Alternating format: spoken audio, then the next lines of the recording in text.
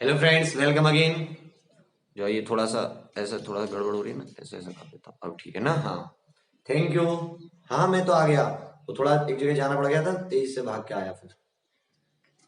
हाँ, thank you, welcome. कोई बात नहीं। ठीक है, चलिए स्टार्ट करते हैं। Class number 19 general science, previous year questions, physics and chemistry, 10-10 question mix. जबरदस्त क्वेश्चन होंगे, शानदार क्वेश्चन होंगे, ईमानदार क्वेश्चन होंगे। जरूरत है कि आप ईमानदारी से शेयर सब्सक्राइब जरूर कर लीजिएगा। अभी तक अगर किसी ने सब्सक्राइब ना किया हो तो बिना समय गवाए, क्योंकि समय बड़ा कीमती है, एक बार निकल गया तो निकल गया। क्वेश्चंस कर लेना, ठीक है? मतलब सब्सक्राइब जरूर कर लेना, ठीक है? क्वेश्चन नंबर 1, क्वेश्चन नंबर 1 बहुत अच्छा क्वेश्चन है कि तैराक को नदी के मुकाबले समुद्री पानी में तैरना आसान क्यों लगता है? Why it is easier to swim in sea in comparison to a river, in comparison to a river। Question क्या कह रखा है? नदी के मुकाबले, नदी के मुकाबले समुद्र में तैरना आसान क्यों लगता है? समुद्र में तैरना आसान क्यों लगता है? कोई ऑप्शन नहीं है, सिर्फ आंसर देना है आपको। No options. हिंदी में भी हमने लिख दिया मेरे दोस्त कि why it is easier to swim in sea in comparison to river। भैया एसएससी जीडी की बात बता दो, पूरी की पूरी बता दूंगा कल। जबरदस्त, वाह वाह, शाबाश शाबाश, वाह, वेरी गुड, शाबाश। जल्दी बताइए। बहुत अच्छे, एक बच्चे का सही आंसर आया है। देखो बच्चा, जो सी वाटर होता है, जो समुद्र का पानी होता है, उसकी डेंसिटी नदी के पानी के, रिवर वाटर के, रिवर या नदी का जो पानी है, जो समुद्र का पानी है ना बच्चा, समुद्र का जल जो है, और रिवर वाटर या मैं कहूं साफ पानी जो होता है, भाई नदी में जो पानी होता है वो साफ होता है, एक तरीके का फ्रेश वाटर होता है। इसकी जो डेंसिटी होती है, जो इसका घनत्व होता है, वो रिवर वाटर से ज्यादा होता है। सी वाटर की जो डेंसिटी है, it is more than that of normal water और रिवर वाटर। कि नदी के पानी का जो घनत्व होता है वो समुद्र के जल से कम होता है, या ये कह सकते हो समुद्र के जल का जो घनत्व होता है वो नदी के पानी से ज्यादा होता है। जब आप उसमें तैरोगे तो जितना ज्यादा घनत्व होगा उतना ही ज्यादा ऊपर क्या लगाएगा? फोर्स लगाएगा। मतलब ऊपर उतना ही अपथ्रस्ट ज्यादा लगाएगा। हाई डेंसिटी होती है, मैंने बताया था, ठीक है? तो क्या होगा कि वो उतना ही अपथ्रस्ट ज्यादा लगाएगा। जब आपके बॉडी पे तैरते हुए अपथ्रस्ट ज्यादा लगेगा तो आप आराम से तैर पाओगे, हाई डेंसिटी की वजह से, ठीक है ना? सब बताऊंगा करंट अफेयर वगैरह के लिए, स्टडीज में परेशान मत होइए। क्वेश्चन नंबर 1 हो गया। Question number 2, question number 2, question number 2 कहता है डैश वैज्ञानिक, इनमें कौन वैज्ञानिक, क्वेश्चन नंबर 2 कहता है कौन साइंटिस्ट या कौन वैज्ञानिक पानी के टब में नहाते हुए, पानी के टब में नहाते हुए अचानक यूरेका यूरेका यूरेका यूरेका चिल्लाता हुआ बाहर भागा, चिल्लाता हुआ बाहर दौड़ा, रोड पे दौड़ पड़ा, जैसा नहा रहा था ना ऐसे कैसे भाग छूटा। कौन वैज्ञानिक? विच साइंटिस्ट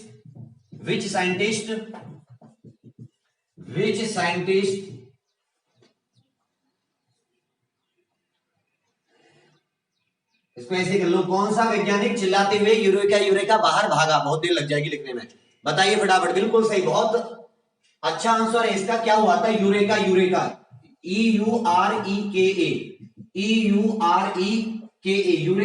कहता हुआ बाहर भागा। उसका मतलब कि उसे मिल गया। यूरेका मतलब आई फाइंड, मुझे पता चल गया, उसे पता चल गया था कि जितनी कोई बॉडी कोई पानी में या द्रव में डूबी हुई होती है, उसे आर्किमिडीज प्रिंसिपल का पता चल गया है। तो जितना वो पानी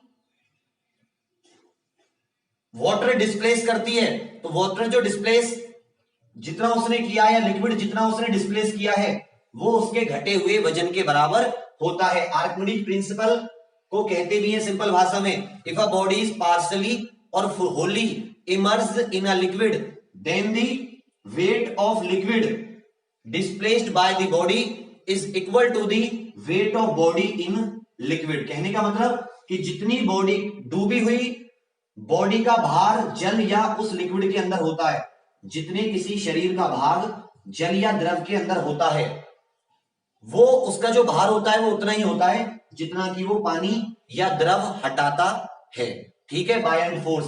ये सब उसे पता चल गया था, तो यूरेका यूरेका करता हुआ वो रोड पे दौड़ा। उसका नाम था आर्किमिडीज। क्या नाम था?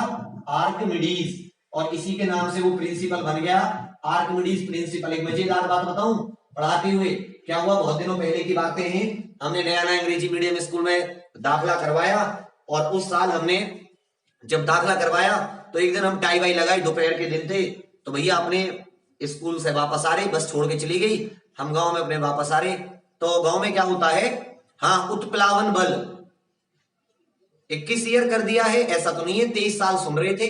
तो क्या हुआ कि भैया वहां जैसे बड़े बुजुर्ग जो होते हैं उनकी पंचायत चल रही थी, वो ताश वाश खेलते रहते हैं ना, जब पंचायत चल रही थी तो भैया हमारे दादाजी भी बैठे हुए थे। तो एक जब हमने कहा, जब उनके पास से गुजरे, हमने उन्हें नमस्कार कहा, तो उन्होंने हमसे कहा कि भाई यहाँ टाई वाई लगा के कहाँ जा रहा है? मैंने जी कॉलेज स्कूल से आया हूँ, घर जा रहा हूँ। बोले कि एक बार बता, तू अंग्रेजी मीडियम में पढ़ने लगा है, तो बता तूने क्या सीखा? मैं बोला जी पूछो। अब मैं तो डर गया, क्या बताऊं? तो बोले एक बात कर, अरे नहीं, जैसे बुजुर्ग होते ना, किसान होते हैं यार, दिन भर काम करते हैं, तो ऐसे ही मतलब मजे के लिए, वहां पे जुआ बुआ नहीं होता है। तो जब भैया उन्होंने बोला तू इंग्लिश बोल के बता, अब अंग्रेजी से हमारी बचपन से ही मतलब बनती नहीं थी थोड़ी सी, हम बोले जी अंग्रेजी बोल के बताऊं। मैं तो बड़ा अचंभे में पड़ गया। भगवान की दया से क्या था कि जो हमारे मास्टर जी थे, उन्हें भैया हमें चांटे चांटे लगा लगा के हमें आर्किमिडीज प्रिंसिपल रटा दिया था। आर्किमिडीज प्रिंसिपल ऐसा रटा पड़ा था कि जैसे अपना नाम, माय नेम इज विवेक। मतलब अच्छा, उन्होंने मुझे कहा जल्दी से बोल इंग्लिश।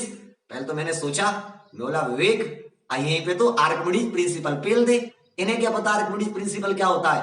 भैया हमने तुरंत ही Archimedes, if a body is wholly or partially immersed in a liquid, then the weight of the body is equal to the water displaced by the body in a fluid.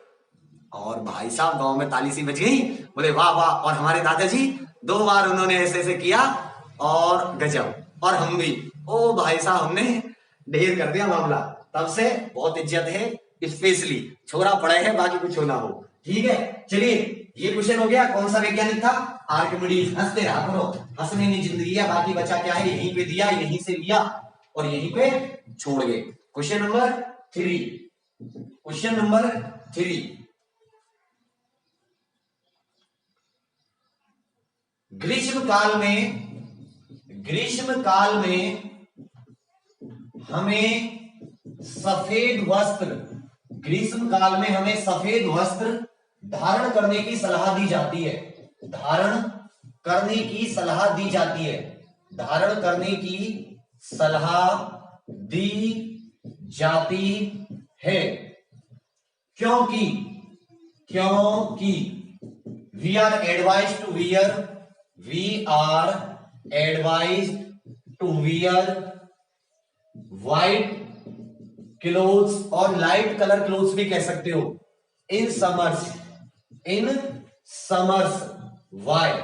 क्यों कहा जाता है हमसे कि आपको ग्रीष्म काल में सफेद कपड़े पहनना चाहिए? क्यों कहा जाता है, फटाफट से बताइए। वे अच्छे दिखते हैं, एक परंपरा है। सफेद वस्त्र जो होते हैं वो हीट को कम सोखते हैं, या उन्हें दूर से भी देखा जा सकता है, बिल्कुल सही, कम ऊष्मा का अवशोषण करते हैं, क्योंकि ये ज्यादातर हीट को क्या कर देते हैं, रिफ्लेक्ट कर देते हैं। अगर व्हाइट कपड़ा होगा तो ज्यादातर हीट को रिफ्लेक्ट कर देगा, बहुत कम हीट को अवशोषित करेगा या बहुत कम हीट को एब्जॉर्ब करेगा। जब ऊष्मा एब्जॉर्ब कम होगी तो आपका आंसर क्या होगा कि it they absorb less heat. ये कम ऊष्मा का या कम ऊष्मा ऑब्जर्व को कहते हैं, मतलब अपने अंदर अवशोषण करते हैं, अवशोषण करते हैं, कम ऊष्मा अवशोषित करते हैं, लेस हीट एब्जॉर्ब करते हैं। ये समझ में आ गया ना? सोहित मिश्रा, हाँ बेटा मैं भांग खाता हूं, ठीक है। और कुछ बता दो, हीरोइन, एक्टर बता दो, और भी दो चार। बेटा मैं तो, मेरी तो पता ना मैं भांग खाऊं ना खाऊं, पर जब ये क्वेश्चन तुम्हारे आते हैं ना तो मुझे तुम पे जरूर किसी बाबा बाबा का सर, काले जादू का सा सर दिखाई देता है कि पता नहीं कौन से उससे ग्रह से आते हो। चलिए, प्रेशर कुकर में भोजन जल्दी पकता है। प्रेशर कुकर में भोजन जल्दी पकता है, भोजन जल्दी पकता है, क्यों? प्रेशर कुकर में भोजन क्यों कम पकता है? फटाफट से आंसर दीजिए इसका। बहुत सही। क्वेश्चन नंबर 5,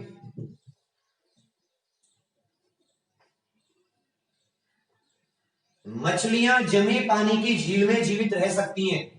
मछलियां जमे पानी की झील में, जमे पानी की झील में जीवित रह सकती हैं, झील में जीवित रह सकती हैं, जीवित रह सकती हैं, रह सकती हैं। Fishes can live in a freezed lake. कैसे रह सकती हैं? Why? बिल्कुल सही, बहुत अच्छे बहुत अच्छे, शाबाश। क्या कहा कि देखो, प्रेशर कुकर का काम क्या है कि जैसे ही दाब घटता है तो भाई उसमें, सॉरी, दाब बढ़ जाता। प्रेशर कुकर में क्या होता है, जैसे ही दाब बढ़ता है तो जो बॉइलिंग पॉइंट होता है वो इंक्रीज हो जाता है। अगर पहले खाना 190 डिग्री पे या मान लो 100 डिग्री पे उबल रहा था तो बॉइलिंग पॉइंट बढ़ के, जिसको आप क्वथनांक कहते हो, क्या कहते हो? क्वथनांक या बॉइलिंग पॉइंट बीपी, ये क्या हो जाता है? इंक्रीज हो जाता है या बढ़ जाता है। बीपी क्या होता है? बढ़ जाता है, बॉइलिंग पॉइंट, क्वथनांक। तो जैसे ही प्रेशर कुकर में दाब बढ़ेगा, प्रेशर बढ़ेगा, बॉइलिंग पॉइंट बढ़ेगा, जो खाना पहले 100 डिग्री पे उबलता था वो 120 110 डिग्री पे उबलने लगा। खाना ज्यादा डिग्री पे उबल रहा है, इसका मतलब अच्छे से उबलेगा, इसका मतलब खाना जल्दी पक जाएगा क्योंकि क्वथनांक इंक्रीज हो गया है। सुमित, कितनी थर्ड क्लास राइटिंग है आपकी। ऐसा इसी राइटिंग ने है ना वो हंगामा मचाया था, हंगामा मचा रखा है। इस राइटिंग को कर लो जैसा भी लग रही है। अब मैं आपके लिए यहाँ पे राइटिंग ठीक करने थोड़ी ना बैठूंगा। हाँ, वही वही शिप वगैरह जो चलते हैं वो बायोंट फोर्स के कारण ही होता है। तो 100 से मतलब क्वथनांक बढ़ गया, बॉइलिंग पॉइंट बढ़ गया प्रेशर कुकर में, इसलिए खाना जल्दी पक गया। ओके, मछलियां जमे पानी की झील में जीवित क्यों रहती है? इसका आंसर लिख लेना, because of the increased boiling point. ठीक है, because of the increased boiling point. शाबाश, बिल्कुल सही। देखो क्या होता है, मेरी बात समझना, कि पानी की जो सबसे ज्यादा डेंसिटी पाई जाती है, जो पानी की मैक्सिमम डेंसिटी पाई जाती है, सबसे ज्यादा पानी जो भारी पाया जाता है वो 4 डिग्री पे पाया जाता है, 4 डिग्री सेल्सियस पे। और ये पानी क्या होता है, ये भारी होने की वजह से ये पानी जो होता है नीचे चला जाता है। और बर्फ कितने डिग्री पे जमती है? 0 डिग्री सेल्सियस पे। तो जो लेक की नीचे की जो तली होती है, यहां पर फ्रेश वाटर मतलब लिक्विड फॉर्म में वाटर मिलता है। किस फॉर्म में वाटर मिलता है? लिक्विड फॉर्म में वाटर मिलता है, जिसकी वजह से जो लोग नए हैं बेटा सब्सक्राइब जरूर कर लेना। जिसकी वजह से अगर नीचे लिक्विड फॉर्म में वाटर है तो मछलियां आराम से जीवित रहेंगी। तो याद रखिएगा, जो लेक की तली का पानी होता है, लेक के जो तल का पानी होता है, ये लगभग 4 डिग्री सेल्सियस पे होता है। नीचे गर्म, ऊपर चलते जाओगे पानी ठंडा होता जाएगा। जब बिल्कुल ऊपर पहुंचोगे तो यहाँ पे आपको बर्फ जमी मिलेगी। इसलिए पानी की बर्फ से जमे पानी की झील में मछलियां जीवित रहती हैं, क्योंकि तल का जो वाटर होता है उसका 4 डिग्री सेल्सियस के लगभग टेम्परेचर होता है, क्योंकि डेंसिटी मैक्सिमम होती है, ज्यादा भारी घनत्व होता है, भारी पानी नीचे चला जाता है। बिल्कुल सही, शाबाश। अभी बेटा आने तो दो नोटिफिकेशन, अब इतने जैसे परेशान क्यों हो रहे हो? घटी है तो उसका भी कुछ ना कुछ सॉल्यूशन निकाला जाएगा। ठीक है, क्वेश्चन नंबर हो गए 5। बहुत अच्छे अच्छे क्वेश्चन हैं, बहुत ही शानदार वाले। तो एक बार इनको थोड़ा सा सही से पढ़ लीजिए। Question number 6, question number 6,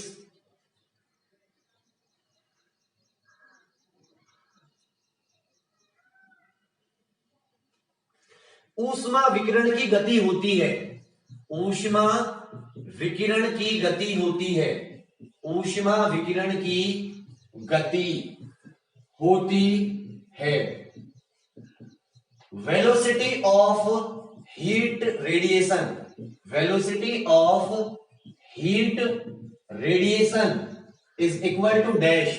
option number A, इसमें मैं ऑप्शन दे रहा हूं आपको, साउंड के बराबर इज इक्वल टू, साउंड होती है बराबर, या is heat wave is equal to लगा लो, equal to sound wave, B light wave, light माने प्रकाश, लाइट माने प्रकाश, साउंड माने ध्वनि, सी माने है अल्ट्रावायलेट, अल्ट्रासाउंड, अल्ट्रासाउंड पराश्रव्य, पराश्रव्य के बराबर, या डी इनमें से कोई नहीं, डी इनमें से कोई नहीं। सरकारी रिजल्ट का नहीं, जब तक ऑफिशियल नहीं आ जाए तब तक आप लोग परेशान मत हुआ करो, ठीक है? जब तक ऑफिशियल नहीं आ जाए कुछ भी डेटा, तब तक आपको परेशान होने की जरा भी जरूरत नहीं है। तबीयत खराब हो जाएगी, इतना परेशान मत हुआ करो आप लोग। बोर्ड सही नहीं दिख रहा है, लिखने में तो सही आ रहा है, क्या हुआ? इसका बताइए कि जो हीट रेडिएशन होती है, जैसे सन, सूरज से जो हीट आ रही है वो रेडिएशन की फॉर्म में आ रही है, उसकी स्पीड किसके बराबर होनी चाहिए? बिल्कुल सही, लाइट या प्रकाश के बराबर। 3 इंटू 10 की पावर 8 मीटर पर सेकंड, जिसे किलोमीटर में बदलोगे तो 3 इंटू 10 की पावर 5 किलोमीटर पर सेकंड। ऊष्मा रेडिएशन जो होती है, हीट जो रेडिएशन होती है, ये इलेक्ट्रोमैग्नेटिक रेडिएशन का ही पार्ट होता है। मैंने बताया था ना, इलेक्ट्रोमैग्नेटिक विकिरण जो होता है, विद्युत चुंबकीय विकिरण, ये एक बैग है, ये एक बॉक्स है। उस बॉक्स में आपको अल्ट्रावायलेट, इंफ्रारेड, लाइट वेव्स, कई तरह की किरणें मिलती हैं, जिनमें से हीट रेडिएशन भी एक तरह की होती है। ये लाइट की, इसकी जो वेवलेंथ और फ्रीक्वेंसी है लाइट की, ठीक है, इसमें हर तरह की होती है, पराबैंगनी, अल्ट्रावायलेट, इंफ्रारेड आदि सारी के सारी, ठीक है ना, सारी के सारी इसमें पाई जाती हैं।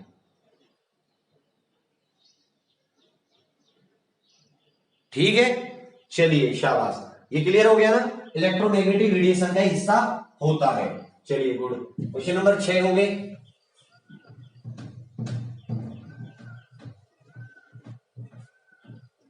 Question number 7,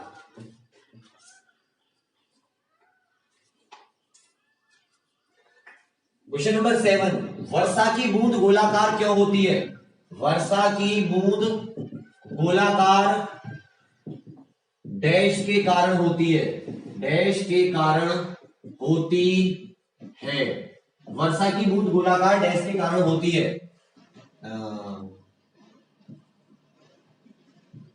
shape of raindrop, shape of raindrop is spherical, spherical, Y?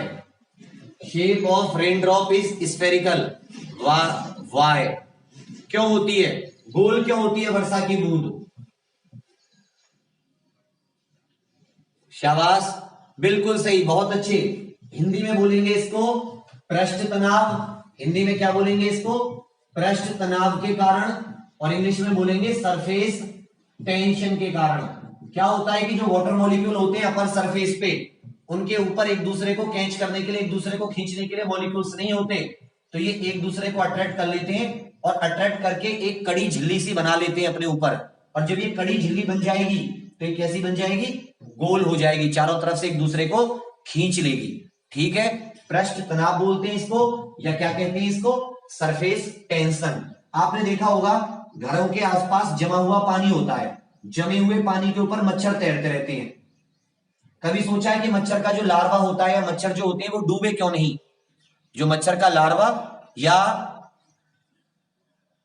जो मच्छर होता है वो डूबा क्यों नहीं, उसके ऊपर तैर क्यों रहा है? तो वो क्या होता है बच्चा, वो होता है भैया सरफेस टेंशन। जो ऊपरी सतह के मॉलिक्यूल्स होते हैं वो एक दूसरे की तरफ फोर्स लगा लेते हैं, जिससे ऊपर एक कड़ापन आ जाता है। और अगर आप इसमें तेल डाल दोगे मिट्टी का तो ये सरफेस टेंशन कम हो जाएगी, जिससे लार्वा डूब जाएगा और मच्छर डूबने से मच्छर की मौत हो जाएगी। ठीक है, रेडियो एक्टिविटी फिर से पढ़ा देंगे, एक बार पढ़ा चुके हैं, कोई दिक्कत नहीं है। क्वेश्चन नंबर 7 हो गया, शाबाश। Question number 8, question number 8, question number 8 देख लेते हैं क्या कहता है।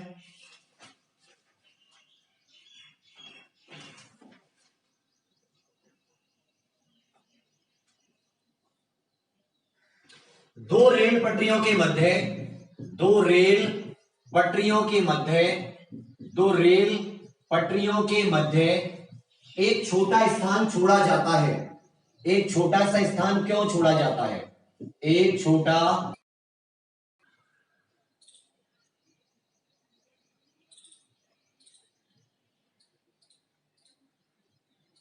बताइए फटाफट से।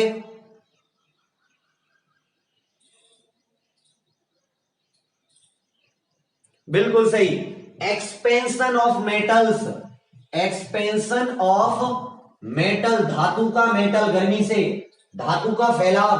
भाई ये एक लोहे की ट्रैक है, ये लोहे का ट्रैक है, अगर इन दोनों में गैप नहीं छोड़ा जाएगा, इन दोनों को गर्मियों में क्या होगा, ये फैलेगा, सर्दियों में सिकुड़ेगा।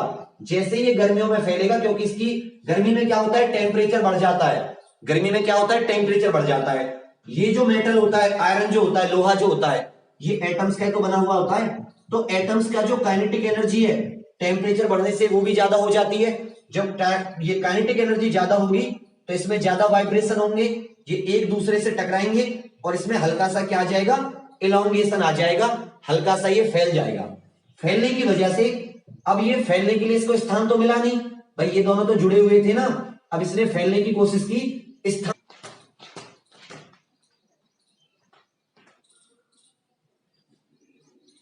कोई बात नहीं, कभी कभी दिक्कत आ जाता है, कभी कभी दिक्कत आ जाती है। ठीक है, तो अब उसमें क्या हो जाता है, हाँ फ्लाईओवर में भी होता है, बहुत सही, नया क्वेश्चन, फ्लाईओवर में भी होता है।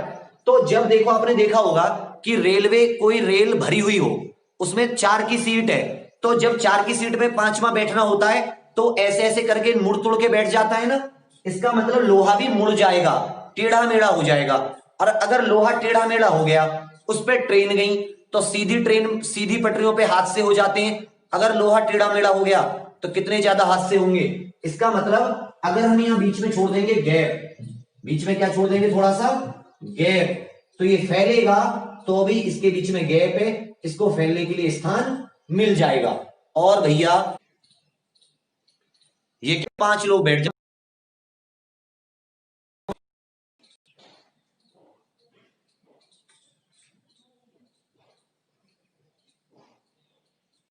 बैठ कर हो रहा है ये घर में।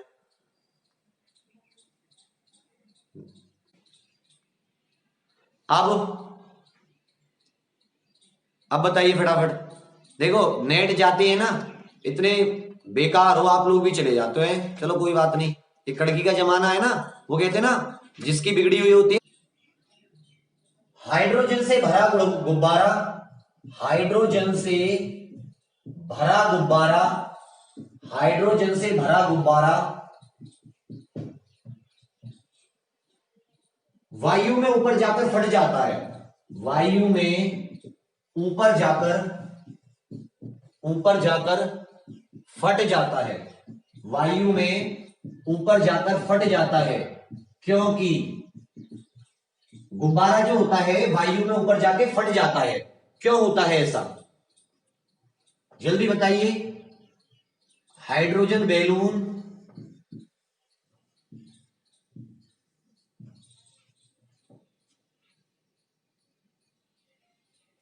जो हाइड्रोजन से भरा गुब्बारा होता है वो हवा में ऊपर जाके क्यों फट जाता है? Question number 10। इसी को ही पे एक और कर लेते हैं।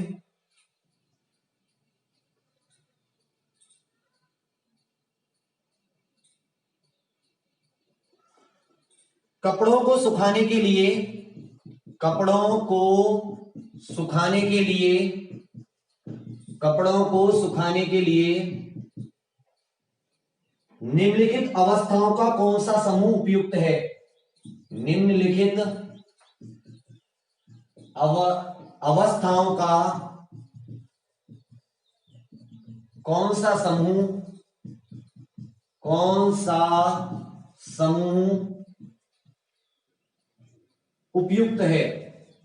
उपयुक्त है। Ideal condition, ideal conditions for drying of clothes. कपड़ों को सुखाने के लिए इनमें से कौन सी कंडीशन सही है? नंबर 1 है प्रबल वायु, फास्ट विंड, फास्ट विंड, तेज हवा, तेज वायु या तेज हवा। सेकंड है हाई ह्यूमिडिटी, हाई ह्यूमिडिटी, उच्च आर्द्रता, उच्च आर्द्रता। ऑप्शन नंबर सी है उच्च ताप, हाई टेम्परेचर, उच्च ताप, उच्च ताप। और फोर्थ है शुष्क हवा, dry wind, dry wind, dry wind या शुष्क हवा, शुष्क हवा। आपको इनमें से बताना है कौन सा सही है। पहला, दूसरा, दूसरा, तीसरा, सी पहला, तीसरा, चौथा और डी पहला, दूसरा, तीसरा और चौथा, चारों। फटाफट बताइए, अगर आप कपड़े सुखाना चाहते हैं तो इनमें से आप कौन सी आइडियल कंडीशन लेंगे? इनमें से कौन सी अवस्थाएं होंगी जो आपके लिए बेहतर होंगी, अच्छी होंगी? तो देखो बच्चा, हाइड्रोजन में क्या होता है, देखो ये है गुब्बारा, ये क्या है? गुब्बारा, हाइड्रोजन भरी हुई है, गैस है तो दीवारों पे क्या लगाएगी? प्रेशर लगाएगी।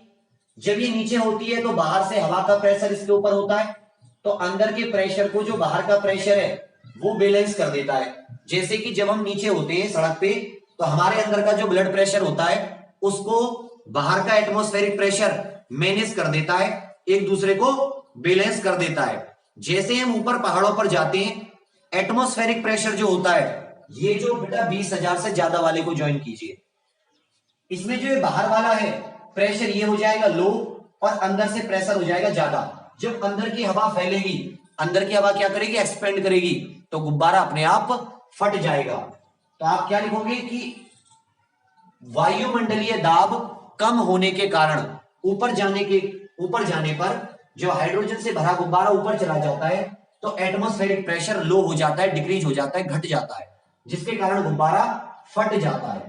ठीक है, अब बात करेंगे कपड़े सुखाने वाले एग्जांपल की, कि कपड़े सुखाने के लिए कौन चीजें। तो देखो, हवा तेज चल रही हो, जितनी तेज हवा चलेगी उतना ही ज्यादा जो वाटर मॉलिक्यूल होंगे उनमें गति होगी, काइनेटिक एनर्जी, और उतनी जल्दी वो इवेपोरेशन होगा। तो जो वाष्पीकरण होता है, क्या होता है? वाष्पीकरण, इवेपोरेशन। भाई इसमें भी तो इवेपोरेशन हो रहा है, कपड़े सूख रहे हैं, इसमें हाई टेम्परेचर चलेगा, जितना टेम्परेचर बढ़ेगा उतने ही कपड़े आसानी से सूखेंगे। तेज हवा भी चलेगी, विंड भी होनी चाहिए। तीसरी चीज, जो हवा हो वो ड्राई हो, ड्राई माने शुष्क, उसके अंदर पानी की मात्रा कम हो, आर्द्रता कम हो, ह्यूमिडिटी कम हो। तो ये हाई ह्यूमिडिटी वाला तो पोर्शन अपने आप हट गया। अगर हवा में पानी की मात्रा ज्यादा है तो कपड़े से पानी वो सूखेगी नहीं। अगर हवा में ड्राईनेस है, पानी की मात्रा कम है, तो वो कपड़े से पानी सोख लेगी। और चौथी चीज होती है सरफेस एरिया। अगर आपने कपड़े को इकट्ठा करके डाला, देर से सूखेंगे, फैलाकर डालो, जल्दी सूखेंगे। तो सरफेस एरिया, ठीक है।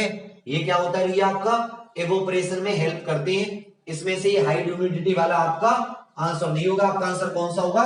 पहला, तीसरा और चौथा, 1, 3, 4, पहला, तीसरा और चौथा, हाई तेज वायु, उच्च ताप और ड्राई विंड, ये तीनों आपको हेल्प करेंगे। ठीक है, ये हो गए 10 आपके फिजिक्स के। अब 10 उठा लेते हैं खटाक से केमिस्ट्री के। और आज जो हम केमिस्ट्री के करेंगे वो करेंगे हम लोग,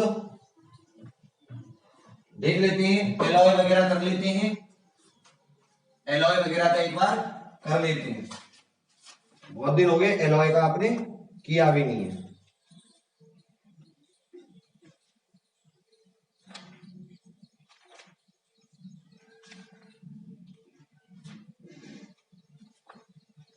एक सेकंड ढूंढ लूं कहां है एलॉय, मिश्र धातु। ठीक है, मिश्र धातु, शाबाश। एलॉय क्वेश्चन नंबर 11 मैच करनी है, वही कौन सा गलत है बताना है, ABCD। पीतल, ब्रास जिसे हम बोलते हैं, कांस्य, ब्रॉन्ज बोलते हैं जिसे, कृत्रिम सोना, आर्टिफिशियल गोल्ड, आर्टिफिशियल गोल्ड, कृत्रिम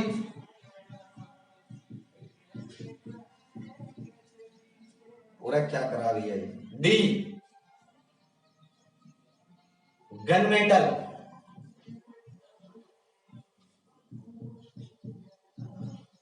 गन मेटल। ठीक है, बताइए।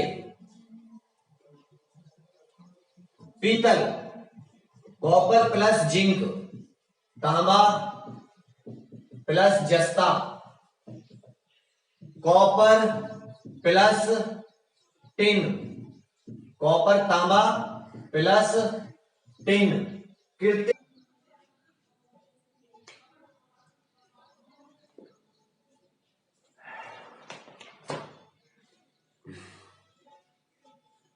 एक आध मिनट के लिए आती है कभी कभी, एक आध मिनट के लिए क्यों परेशान हो जाते हो? अरे बफरेंगी तो है, कौन सी सुनामी है, इतनी जल्दी परेशान हो जाते हो? बताइए फटाफट इसमें से। अरे बाबले कौन है, ऐसे रह जाओगे। तुम मत पढ़ना, किताबों में से देख के मत पढ़ना, छोड़ देना। ठीक है, किताबों से पढ़ना कतई मत पढ़ना, किताब तो हाथ में आना जाए, ऐसे बैठ जाना, खाली बोर्ड कर लेना और दिमाग में आता रहेगा। अरे किताब में से तो क्वेश्चन बनाएंगे, कहां से बनाऊं, अपने घर से लेके आऊं भैया क्वेश्चनों को। ठीक है, कॉपर जिंक टिन 88 12 2, 88 10 2% इस तरीके से।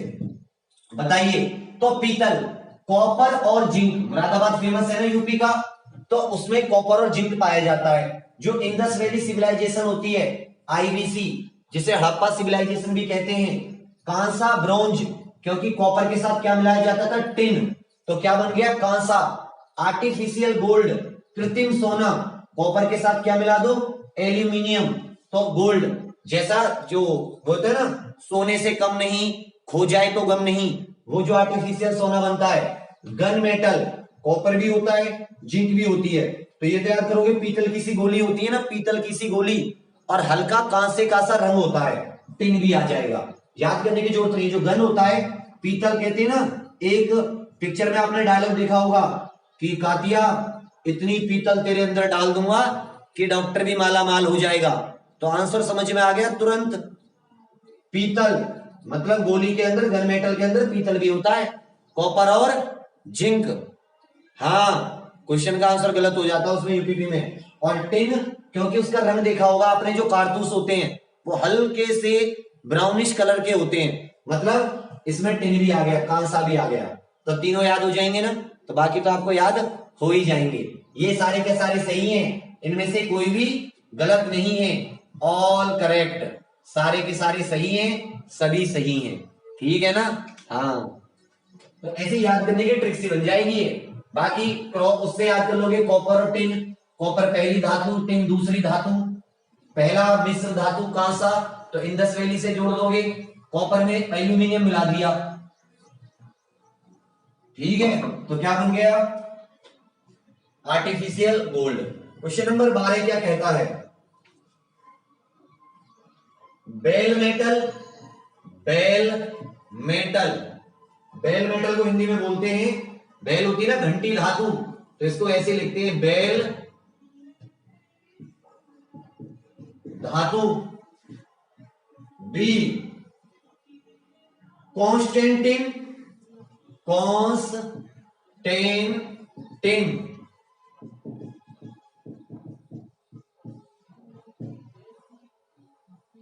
ठीक है। Question number C monel metal, monel metal, monel metal. D delta metal, delta metal,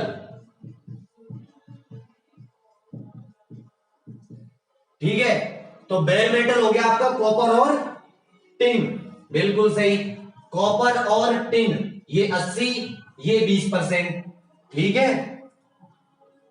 Constantine copper plus nickel. Monel metal हो गया आपका कॉपर, आयरन और निकिल, कॉपर, निकिल और आयरन। और भैया ये आपका हो गया डेल्टा मेटल, कॉपर, आयरन और जिंक, ठीक है। अब बताइए क्या करेक्ट है इसमें, सुन लो। बेल मेटल, बेल, बैल की घंटी सुना है, बैल देखा आपने गांव में, बैल गाय का बच्चा बैल, ठीक है। बैल, तो बैल के गले में घंटी, बैल के गले में घंटी, कॉपर और टिन की बनी बैल मेटल, कॉपर और टिन की 80 और 20, 80%, 20%। याद ही करने की बता रहा हूं, ऐसे ऐसे ग्रुप करके बताओगे तब होगा। कॉन्स्टेंटिन, तो देख कॉस से सी से कॉपर और कॉन्स्टेंटिन, टिन की बात होती है लेकिन इसमें होता क्या है, निकिल, कॉपर और निकिल। तो देखो टिन उल्टा कर दो नी, निकिल, कॉपर और nickel. Monel metal copper, nickel, iron, और भैया डेल्टा मेटल कॉपर, आयरन और जिंक, ठीक है। कॉपर, आयरन और जिंक। कोई गांव में बर्तन बेचने आता है, कोई गांव में आता है बच्चा वो आम वगैरह बेचने। आजकल उन्होंने क्या कर रखा है, वो सॉन्ग बजाते हैं तेज तेज, बाहर निकल के देखते हैं, देख ही लेते हैं क्या बेचने वाला आया है। ये ट्रिक है, इधर ध्यान दो आप।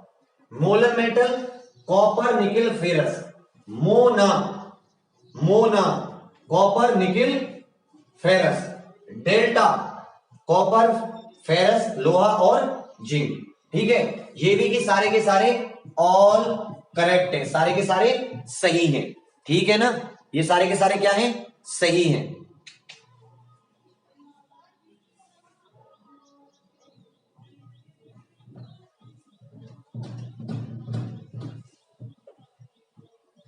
Question number 13, question number 13,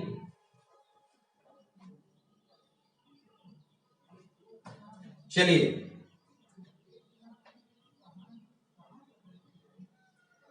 aluminium bronze, aluminium bronze, aluminium, aluminium bronze, A, B solder,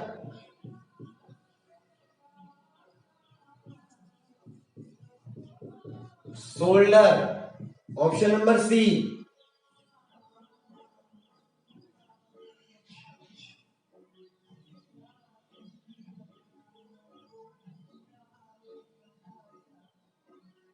chromium steel, chromium steel,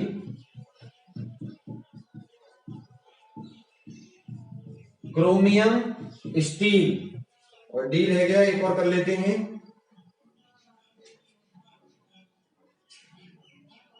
Dutch metal, Dutch metal,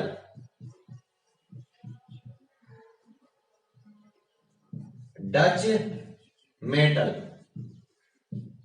ठीक है। जैसे पीतल बनता है इसी तरह आपका आ जाता है डच मेटल, कॉपर और जिंक, उसमें 90-10 होता है, और इसमें है, इसमें 70-30 और इसमें होता है 80-20, 80% कॉपर और 20% जिंक।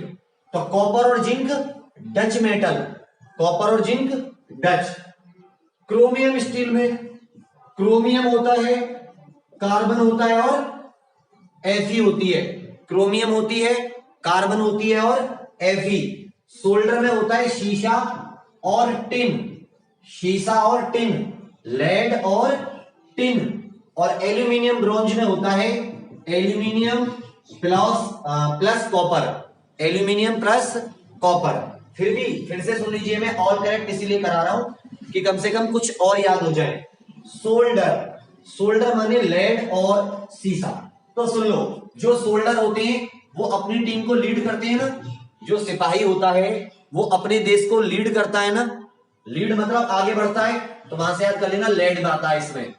और सीसा, शीशे की आजकल बुलेट प्रूफ आता है ना, बुलेट प्रूफ, तो जो सोल्डर होते हैं उनकी बुलेट प्रूफ जैकेट होती है किसकी बनी हुई, शीशे, तो लेड माने सीसा हो गया। और टिन, टिन और याद कर लेना, टिन के बंकर में रहता है सोल्डर, जो सोल्जर रहता है वो अपने लीड करता है देश के बॉर्डर पे आगे, टिन के बंकर में रहता है, तो याद हो जाएगा सोल्डर। क्रोमियम 80 से 85% हो जाता है आपका ये, 1.5% के करीब कार्बन, और बाकी बची हुई क्या हो जाती है, क्रोमियम। क्रोमियम स्टील, स्टील में कार्बन और आयरन तो होता ही होता है, ठीक है। वो इलेक्ट्रिकल जो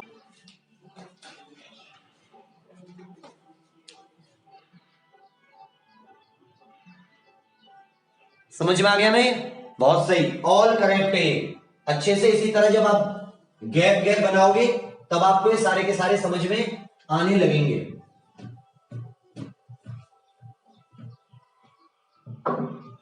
क्वेश्चन नंबर 14, और तो कुछ इसमें ये इंपॉर्टेंट तो आपने लिख दिए। चलिए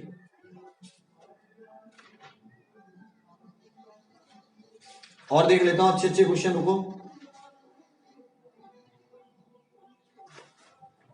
Mars gas, marsh gas is, marsh gas किसे कहते हैं, मार्स गैस किसे कहते हैं, A methane, B C Cl4,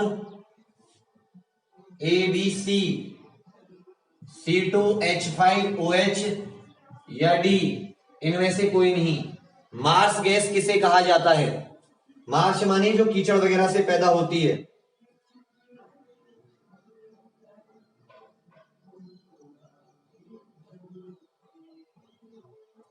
बताइए, शाबाश।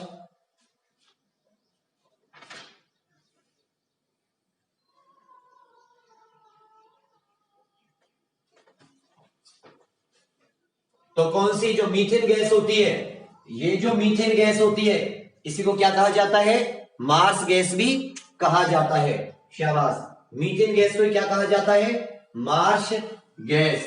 क्वेश्चन नंबर 15, क्वेश्चन नंबर 15, एक बार बताइए, formic acid, formic acid is a dash, formic अम्ल क्या है, फॉर्मिक अम्ल है एक, A dicarboxylic acid, dicarboxylic acid,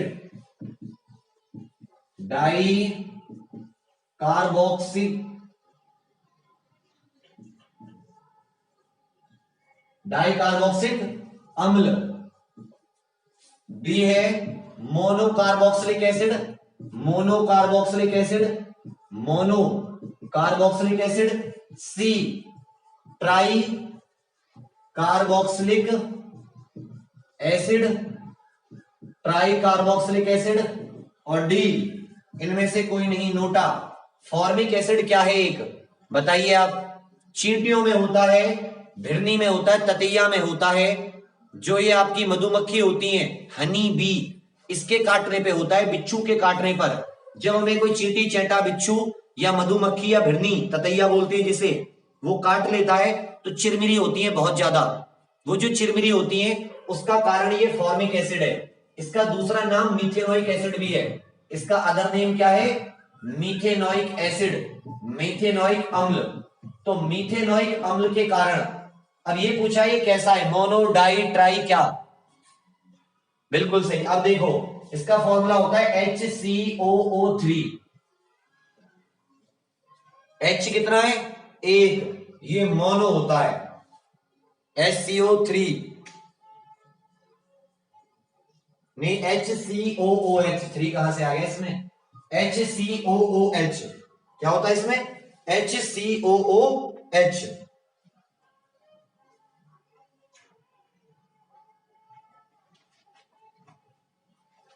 ठीक है,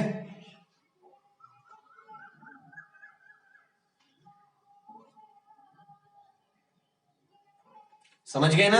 HCOOH। तो ये क्या हो गया? मोनो, मोनो कार्बोक्सिलिक एसिड है। ये क्वेश्चन ऐसे भी आ सकता है।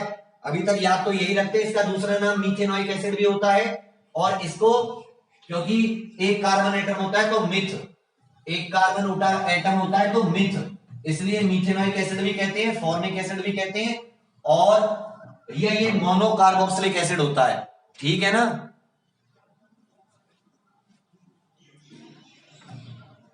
Question number 17, question number 17।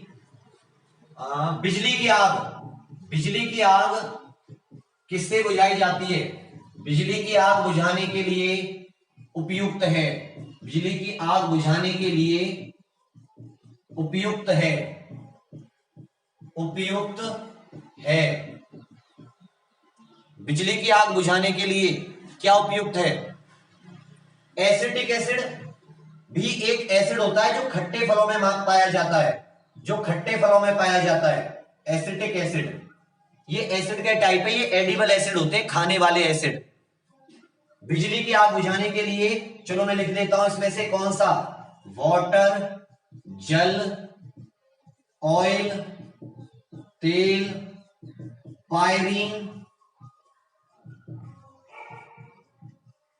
Pyrene जिसका फॉर्मूला होता है CCl4, और डी, इनमें से कोई नहीं, डी इनमें से कोई नहीं। बिल्कुल सही। कार्बन टेट्राक्लोराइड, जिसे हम पायरीन भी कह सकते हैं, इसको आप कार्बन टेट्राक्लोराइड भी कह सकते हो, कार्बन टेट्राक्लोराइड। ठीक है, CCl4, कार्बन टेट्राक्लोराइड।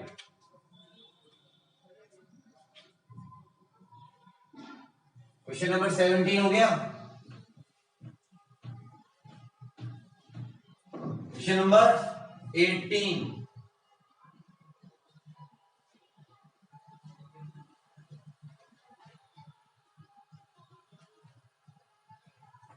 एक सेकेंड।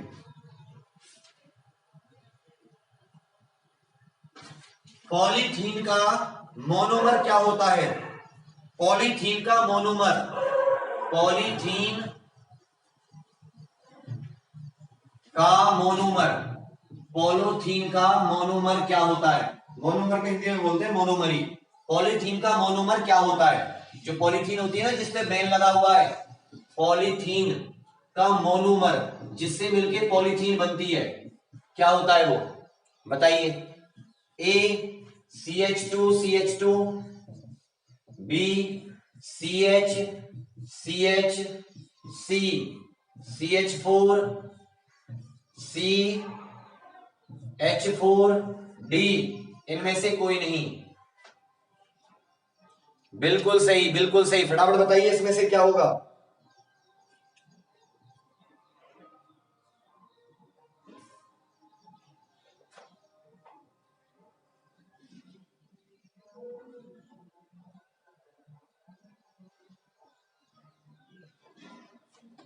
देखो यहीं से नाम आ गया इथिन। पॉली माने कई सारे, पॉली माने कई सारे, और इथिन माने कई सारे इथिन से मिलकर बनी हुई, कई सारे इथिन से मिलकर बनी हुई पॉलीथीन। तो इसको हम इथिलीन तो बोलते हैं, एथिलीन बोल दो, इथिन बोल दो, बात तो एक ही है। याद है ना, 2 कार्बन एटम है, इथ डबल बॉन्ड है, इन इथीन। ठीक है, तो ये तो हमारा आंसर इसी में था क्वेश्चन में। पॉलीथीन मतलब कई सारी इथिन से मिलकर इथिन हो जाएगा मोनोमर, और जब ये कई सारे मिल जाएंगे तो ये क्या होता है, पॉलीथीन पॉलीमर। तो क्या मिल जाएगा आपको, CH2 डबल बॉन्ड CH2 इथिन।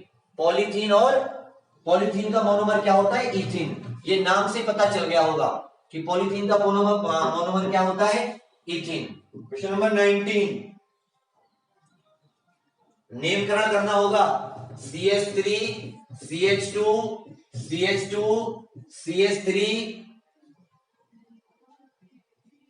इसी का कीजिए अभी।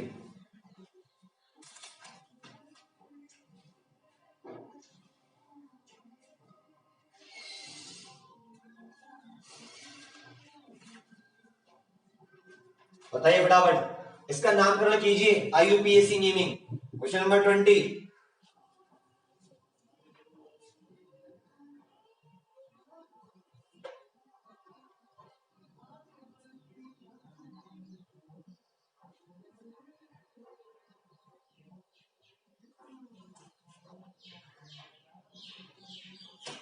जल्दी बताइए। और इसका बताइए, एक क्या सही है, ketone, ketone, ketone, CO B alcohol, ये ग्रुप बताने हैं, alcohol, alcohol, OH carboxylic acid, carboxylic acid, जो कार्बोक्सिलिक अम्ल होते हैं, कार्बोक्सिलिक अम्ल, तो COOH, aldehyde, aldehyde CHO। Group को आपको ठीक करना है, इनमें से कौन सा करेक्ट इनकरेक्ट है भी बताना है। सुमित भैया टाइम वेस्ट नहीं होता, 1 घंटे में 20 ही क्वेश्चन होते हैं, मैं भी तो 20 ही कराता हूं, कोई 25 करा देता होगा ज्यादा से ज्यादा। CDS के लिए भी है बेटा, ये CDS के लिए भी है। ठीक है, ऑल करेक्ट, नीचे वाले सारे करेक्ट हैं। कीटोन, जिसमें भी कार्बन एटम में बीच में CO लगा हो तो उसकी परंपरा आप कैसे करोगे, कीटोन। CO की पहचान, अगर किसी में फंक्शनल ग्रुप CO लिखा हो तो वो क्या होते हैं, कीटोन्स होते हैं। किसी में OH नाम का फंक्शनल ग्रुप रखा हो तो उसमें क्या होता है, एल्कोहल। किसी में COOH हो, जैसे भी हमने देखा था फॉर्मिक एसिड में, तो वो क्या होते हैं, कार्बोक्सिलिक एसिड। और अगर CHO लगा हो तो क्या होते हैं, एल्डिहाइड। ठीक है, नेमकरण, 1 कार्बन, 2 कार्बन, 3 कार्बन, 4 कार्बन। 1 के लिए मिथ, 2 के लिए इथ, 3 के लिए प्रॉप, 4 के लिए ब्यूट। तो 4 एटम में क्या हो गया, ब्यूट, BUT ब्यूट। 4 कार्बन के लिए ब्यूट, सिंगल बॉन्ड है सब में, तो सिंगल बॉन्ड का आपको पता है क्या लगा देते हैं, ब्यूटेन। तो इसका नाम क्या हो जाएगा, ब्यूटेन, जो कि LPG में सबसे ज्यादा पाई जाती है। थैंक यू वेरी मच, आपका बहुत बहुत धन्यवाद। एक चीज जरूर सोच लीजिएगा कि कृपया करके शेयर करना मत भूलिएगा, वरना नुकसान एंड में आप ही का होगा, मुझे कुछ नहीं है। बुरा मुझे लगेगा थोड़ी देर, लेकिन आपको मन में गिल्टी होगा कि गुरुजी के साथ हमने अन्याय किया, हम शेयर कर सकते थे, हमने शेयर नहीं किया। ब्यूटेन क्लियर हो गया ना। शेयर कीजिए जो लोग अभी आए हैं, जिन्होंने नए हैं चैनल पे, अपने दोस्तों को भी कराइए, सब्सक्राइब भी कराइए। लाइक करने का मन हो, अच्छी लगी हो क्लास, लगे हो क्वेश्चन की आ सकते हैं, तो आप लाइक भी कर दीजिए। ठीक है, नेचुरल एनवायरनमेंट में पढ़ते हो, कभी मोर, कभी बिल्ली, कभी कुत्ता, और कभी डीजे की आवाज आपको लगातार आती रहती है। तो ये जो एनवायरनमेंट है ये कहीं मिलने वाला नहीं है, एटमॉस्फेयर, तो पढ़ने का एटमॉस्फेयर है प्राकृतिक। पुराने जमाने के गुरुकुल होते थे, वो भी जंगल में चलते थे, हर एक प्रकार के जानवर की आवाज आती थी। ठीक है, ख्याल रखिएगा अपना, पढ़ते रहिएगा, और कल भी क्लास है, परसों भी क्लास की कोशिश करेंगे। ठीक है फिर, और बताइए, ब्यूटेन में डाउट नहीं होगा बेटा, 4 कार्बन एटम, 1 2 3 4, 4 के लिए ब्यूट, सिंगल सिंगल बॉन्ड है, ब्यूटेन मैंने डबल बॉन्ड तो कहीं लगाया नहीं है, ब्यूटेन। परीक्षागण के टेलीग्राम पे जब आप परीक्षागण ऐसे सर्च करोगे, PARIKSHAGARH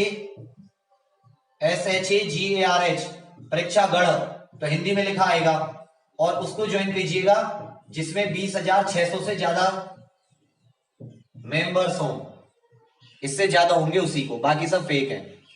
तो शेयर करने का वादा कर जाओ, कर देना, नहीं करोगे कोई बात नहीं।